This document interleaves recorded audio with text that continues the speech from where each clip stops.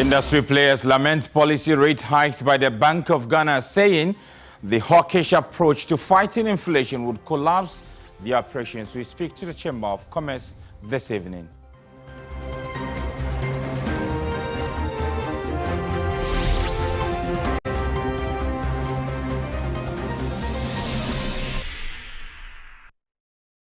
Good evening and welcome to Biz Brief. I'm Sani Abdurrahman. Well, tonight the Bank of Ghana has been criticized for its hawkish inflation fight as it hiked the policy rate, which directly impacts the cost of borrowing by more than 15 percentage points since November 2021. The Chamber of Commerce and Industry criticized the central bank, arguing that the consistent increase in the rate would cripple businesses. We'll speak to the Chamber shortly, but first, let's check the business stories making headlines today. The cedi is creeping higher against its major trading partners as lenders reportedly hold first creditor meeting to discuss possible debt relief to support Ghana's bailout program with International Monetary Fund. The local currency is selling at 12 cedis 13 pesos on the retail market, representing nearly 2% appreciation from its value on Monday. The cedi has largely remained stable from last week following the government's announcement that China is willing to offer financial assurance to Ghana. Government's last Treasury bills auction was undersubscribed by 766 million cedis as it failed to meet its 3.26 million target. Director of Business Operations at Delex Finance, Joe Jackson, thinks the delay in Ghana securing an IMF bailout could account for the undersubscription. He notes the public is evaluating the Treasury bills market. The Bank of England is on heightened alert for further turmoil in the banking sector, its governor has said. However, Andrew Bailey told MPs the recent problems facing lenders had not caused stress in the UK banking system. Officials have tried to calm investors since Silicon Valley Bank and Signature Bank failed, sparking concerns about the stability of other lenders.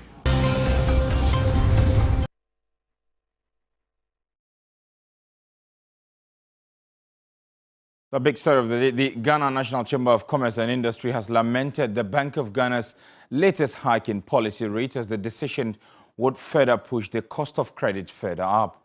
The central bank, in an attempt to fight record-level inflation, increased the benchmark interest rate by 1,500 basis points since November 2021.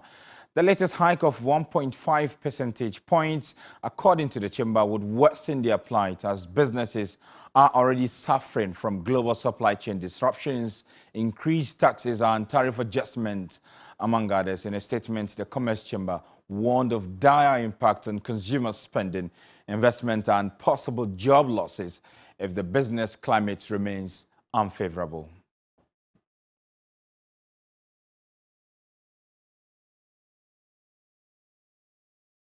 We have a bit of difficulty with the line, and we're trying to establish connection with the Chamber of Commerce to have more on this latest statement they have issued. But also in the news today, the Information Minister has been appealing for support towards the revenue measures that are in Parliament, which are part of the prior actions for Ghana to attain a board approval for a much-needed bailout from the International Monetary Fund. Well, this has been a major issue in Parliament following the passage of the ministers last Friday. Government is expecting on Friday this should be passed so that it will enable Ghana present its program to the board of IMF for approval. My colleague Komla Kluche has been in Parliament and has been speaking with some of the members of Parliament. Komla, what have you been picking from the side of government regarding the passage of the revenue bills that are currently before the House? Well, the Minister of Information, Kojo Ponkrumah, has been speaking to the media a short while ago, and he makes the point that, yes, these three revenue bills will rake in some 4 billion cedis, and this is something that government needs as a matter of urgency, in as much as they are seeking, a debt restructuring and a possible look at how they will deal with the external debtors, including China and the Paris Club.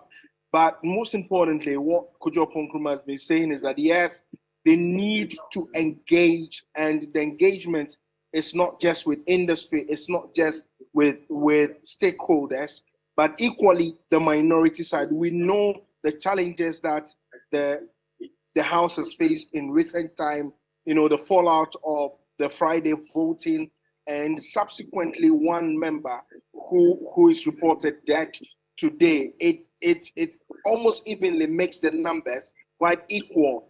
However, the point Kojo Nkrumah is making is that it is important that they are able to pass these revenue measures or the revenue bills. If this is not done, just like Kero Furata is indicated, it's going to be very, very difficult for government going forward. Okay. However, he's tweeting that. I'm not cutting you, but let's take a listen to what the minister has been saying, and we'll come back to you shortly.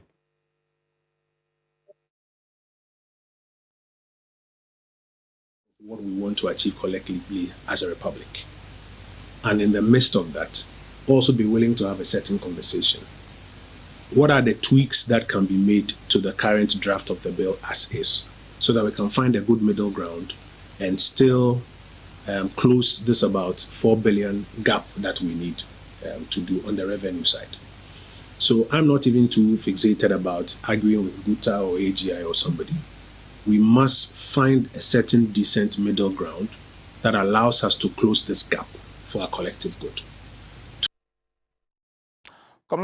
Just as you indicated, the minister is rallying support, but following what happened in Parliament last Friday, do you foresee the minority helping in this regard, or they will maintain their entrenched position?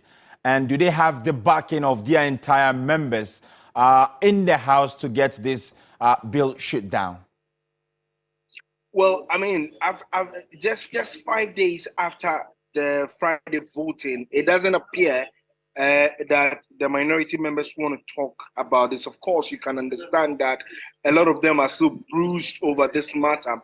But if the original position they had is anything to go by, what it means is that they are averse to it and that they will do everything to reject the revenue measures the government is seeking.